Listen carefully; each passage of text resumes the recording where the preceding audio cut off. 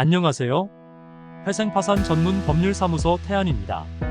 개인 파산으로 다시 잘 살아갈 방법을 찾고 계신 많은 분들, 면책까지 받아서 빚과 이자에서 완전히 벗어날 날을 손꼽아 기다리실 겁니다.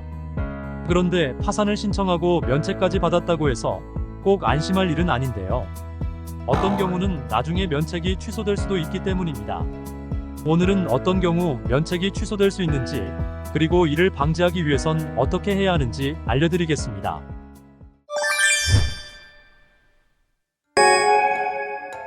우선 면책이란 법원이 채무자의 빚을 갚을 의무를 면제해주는 것을 뜻합니다. 그런데 면책을 받은 이후라도 어떤 경우는 면책이 취소될 수 있습니다. 바로 파산 과정에서 채무자의 부정행위가 적발된 경우인데요. 면책이 취소되면 채무자가 다시 빚을 갚아야 하는 상태로 돌아가는 것은 물론 파산자 신분에 따른 여러 불이익도 따르게 됩니다.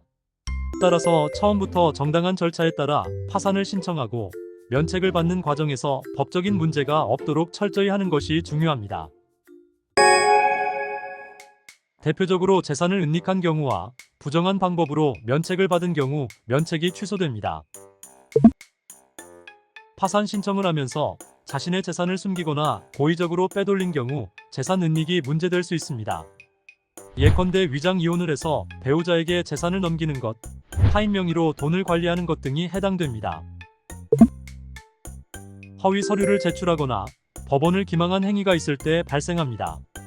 대표적으로 실제로는 수입이 있음에도 불구하고 수입이 없다고 허위 진술하는 경우를 생각할 수 있습니다. 가게를 운영하던 김 씨가 파산 신청을 하면서 수입이 전혀 없다고 진술해서 면책 결정을 받은 일이 있었습니다. 그러나 김 씨는 실제로는 가게에서 계속 수익을 올리고 있었고 그 수익을 아들 명의의 통장으로 받고 있었던 것이 나중에 밝혀지게 되는데요. 이로 인해 법원은 면책 결정을 취소했고 김 씨는 다시 빚을 갚아야 하는 상황으로 돌아가게 됐습니다. 김 씨의 사례와 같이 거짓된 방법으로 얻은 면책은 결국 취소될 수 있다는 점을 명심해야 합니다.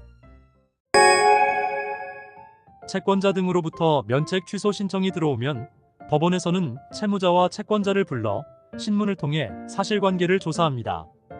그 다음 판사의 결정을 통해 면책 취소 여부가 결정됩니다. 면책이 취소되면 법원은 두 기관에 통보합니다.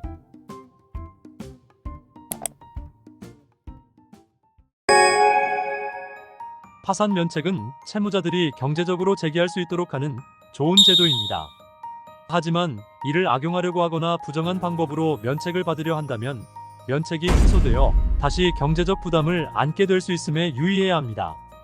개인 파산을 고려하고 계신다면 처음부터 올바른 자료를 제출하고 정직하게 자신의 상황을 진술해야 하며 법적인 절차를 준수하도록 해야 합니다.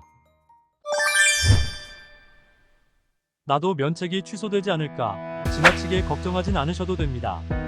관련 자료를 잘 준비하고 파산을 진행하는 과정에서 적절한 도움을 받는다면 파산 면책에 쉽게 성공하실 수 있을 겁니다.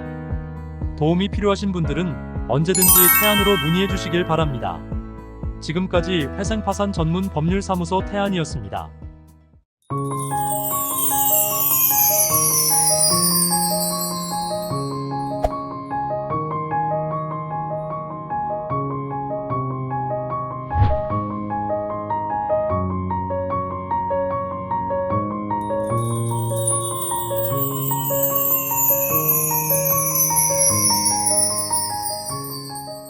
오늘 영상이 유익하셨다면 구독, 좋아요 부탁드려요.